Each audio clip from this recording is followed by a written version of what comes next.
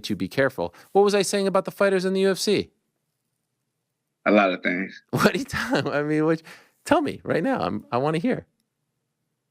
Well, just with a lot of fighters, man. You've been in the business for a long time. Obviously, you have the respect what you do, and you do it very well. You got a lot of I say facts, right, that you keep down about the UFC and about different fighters. But me personally, I feel like when we come on your show, you try to use us as a weapon against the UFC, right? You use your platform, but you try to set us up low key, right? For real. With certain questions that fighters you already know. If we have those conversations and what we try to talk about could have us get in trouble with who we work for. Like what? Give me an example. There's a lot of things, man. You know better for myself. For yourself. No, I don't, because I don't agree. What I'm talking about. I don't agree. Honestly, I don't agree. I mean, been doing the show since 2009. You think I'm trying to make the fighters look bad and do this show for 15 years? I've been doing this show. I have the fighters on because I love the fighters and respect the fighters and want to give them an opportunity to tell their story and, be able to learn more. I want to learn more, and I hope that other people learn more when they hear from you guys. So I'm not trying to weaponize anything. That would be crazy, and I would be wasting my life doing that for 15 years. That would be a futile mission on my part. The UFC is much bigger than me. Yeah. We all know this. Yes. Mm-hmm. All right. Well, I'm happy that we're having this conversation. Yeah, I'm sure. Okay. Well, so then I put there is an example, right? And you really have to kind of trust your interpretation of these instances, right? Like based on your experience of what you interview with Nate, but with Ariel, sorry. But like I say, I played a full 10-minute compilation for you guys prior of just people getting mad at Ariel for what they felt as provocative things. And then the most recent one I could find was where he was asking MVP about Dana White shooting down these fun like walkout things that people like to do, these creative walkouts, and kind of asking MVP, do you want me to just play that part for you as well? I also couldn't tell how he felt about the walkout and if he's going to try to strip that away as well. He was asked about that in the Michelle Pereira walkout, which was different than yours, but obviously unique. Yeah. I love that stuff. I want more of that stuff. Yeah. But he infamously or notoriously has said he doesn't like that stuff. So what do you think, based on what he said? Yeah, he seems like he's against it. And this is something that I always suspected in particular. Anytime I thought of seeing myself in the UFC, I thought I may piss him off a little bit. But I think at the end of the day, if I do what I do in the cage on the other side, he will allow for even things that annoy him to exist, in my opinion. So I just got to keep making sure I put on good performances so that it's almost like I have to pay in the meter. Yeah. I got that, and those KOs and flashy attractive wins. Yeah, and I think we can wrap that. Yeah, everything he just said is that's the fact. Yeah, look, you got to go back and take a look at. And I'm talking about the walkouts right now. I'm not talking about the Ariel thing. Back when Dana first started with the UFC, and him and Lorenzo were trying to figure things out. Look, they were putting a lot of money into walkouts, big time fireworks. I can tell you that, I stood there at UFC 30 and I was in the Mark Edis Arena before, this is the day before the fights. And, Lorenzo's down there and I'm standing there talking to him. He says, do you realize that what you're going to see right now is going to cost me $50,000?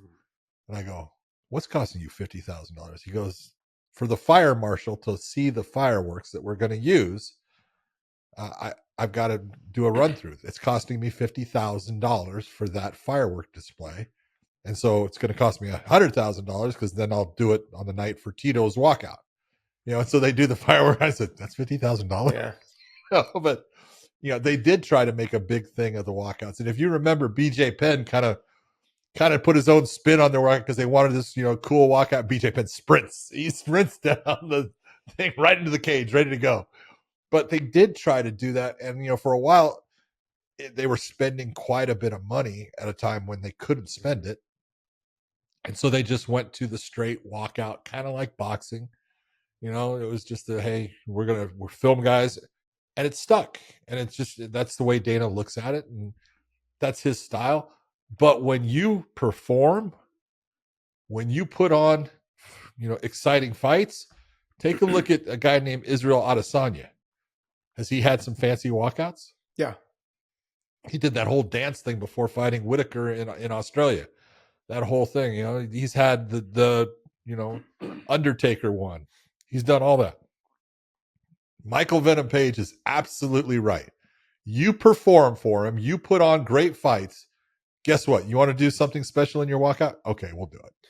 Yeah, he'll give you a little, like, I know this terminology has been used and Dana says he doesn't do this, but he'll give you a little bit more leash to go ahead and do things. Well, no one's on a leash. No one's on a leash, but he'll allow you to go out there and do certain things. And that's, I mean, there's that old saying, if you're a salesman at a car dealership, if you're the number one salesman in the company, you can take the owner's hat and take it out in the middle of the street and shit in it. He ain't firing you. Right.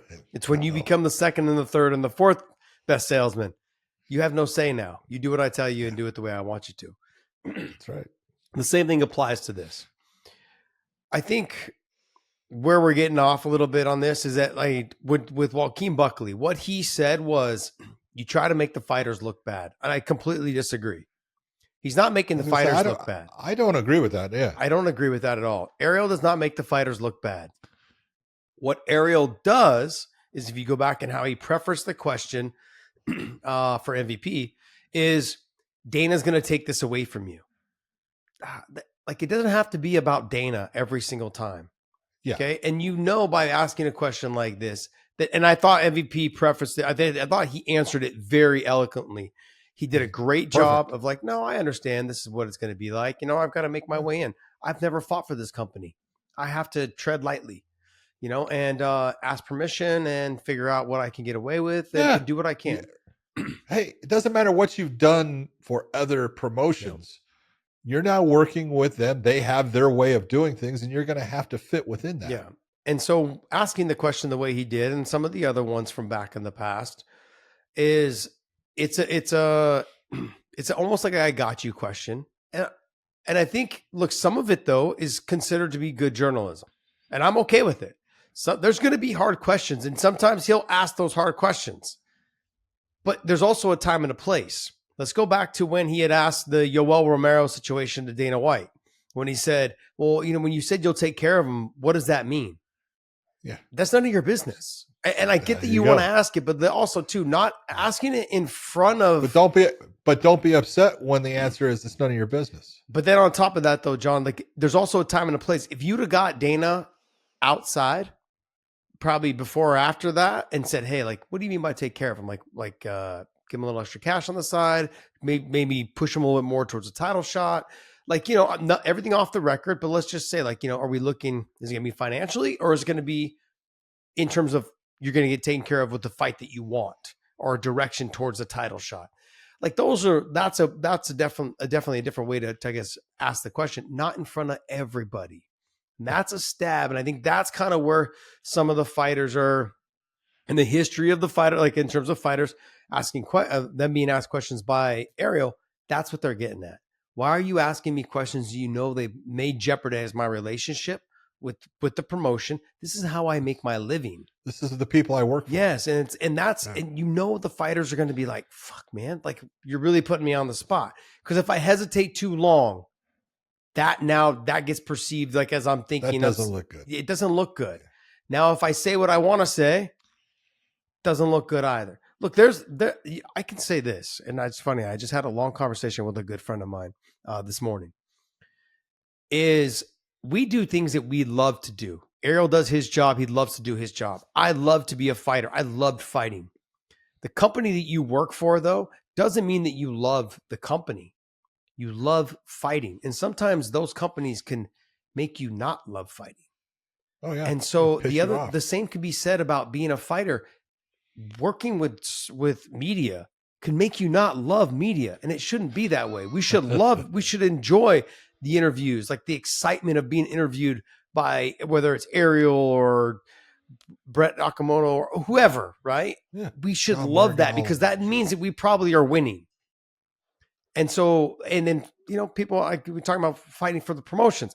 I loved fighting for Strikeforce. I loved fighting for Pride. I loved in the early days fighting for the UFC. The second time around, I kind of started seeing for what it was. It changed quite a bit. But you were also in a position where you had been so many places, and you were more I don't want to say grown up. You're more mature as far as a businessman, and so it was a different way of looking at it too. But exactly, there definitely was. I didn't love. It started to make me not like fighting anymore. Well, media, when asked questions that way, can make you not love it. Can make you not want to love doing interviews. Can make you not, and that's kind of what Joaquin Buckley was like. Look, I'm gonna do this because you have a big platform. You've built a big platform. You've been around for a long time, but I don't like doing it with you because I almost feel like you're getting me with these gotcha questions. And whether Ariel wants to admit it or not, and then some of it is good journalism. Some of it is, I think fighters will take it out of context. Yeah. You have to understand where they're coming from too. They can't say anything that's going to put their money making. But you have to, it has to go. You have to look at it both ways. In the fact that Ariel, at times, I'm sure, kind of, he does, at times ask questions, like you saw with the MVP, where it's like, hey, you don't have to make this about the UFC or Dana.